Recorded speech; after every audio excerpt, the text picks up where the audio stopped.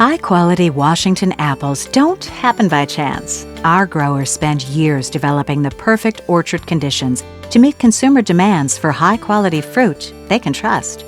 That balance begins with strong public and private breeding programs. Creating a new variety is a lengthy and meticulous process. There's always new research coming out with new varieties, and it takes 20 or 30 years to breed up an apple and get it established. It takes that long because of propagation. It takes 7 or 8 years before an apple seed will have flowers. So it just takes time, and you have to keep testing it. Consumers like texture in their apples, and they like flavor. This is one of the first plantings of Cosmic Crisp, and this one has everything going for it in both cases. Once a Washington apple grower decides what variety to plant, they then choose a location that's just right for an orchard. You got to find a piece of ground that's got good soils and hopefully good air drainage on a slope, so it's frost-free. Next, they choose a growing technique for their trees. There are many different growing styles in Washington.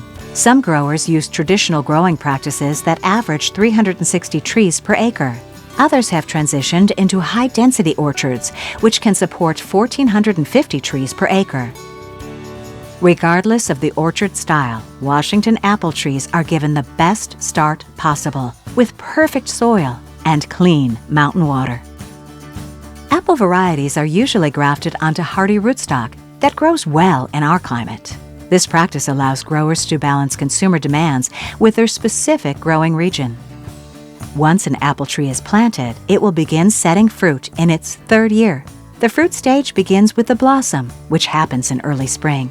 So this variety is Gala. We're probably at about a 30% bloom right now. The bees will come in and take pollen off the flower, and then that bee will take that pollen and will fly onto a flower and deposit the pollen right on top of what we call the stigma, and then that pollen will germinate. That's when the fertilization occurs.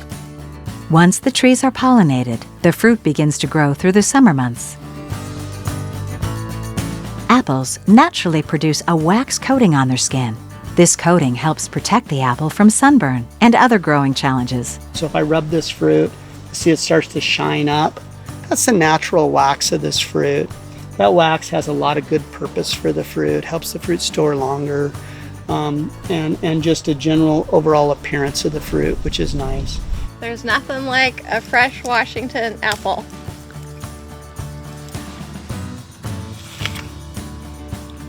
Harvest time varies with each apple variety. Most Washington apple growers begin harvest in August and finish in early November. After November, the apple trees begin to go dormant for the winter. During the winter months, growers will prune their trees to make room for new growth in the spring. Once spring arrives, the cycle begins again with blossoms forming on the trees. An apple tree can live to be more than 100 years old. Because orchards are expensive to plant and maintain, growers carefully research what varieties are right for their location.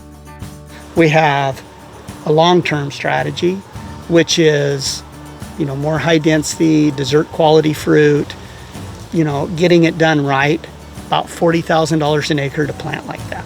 It's a lot of money, okay? The midterm would be grafting, using some of the old existing roots like we have here. And grafting is really simple. It's removing the top of the tree and placing in sign wood of whatever variety you want to go with. You can see where these trees were cut off down low, and now you have a 111 rootstock with about that much Red Delicious, and then you've got Honeycrisp grafted off of that. We will not raise an apple that doesn't taste good. Washington growers have learned how to grow the world's best apples while being good stewards of their land, water, and resources.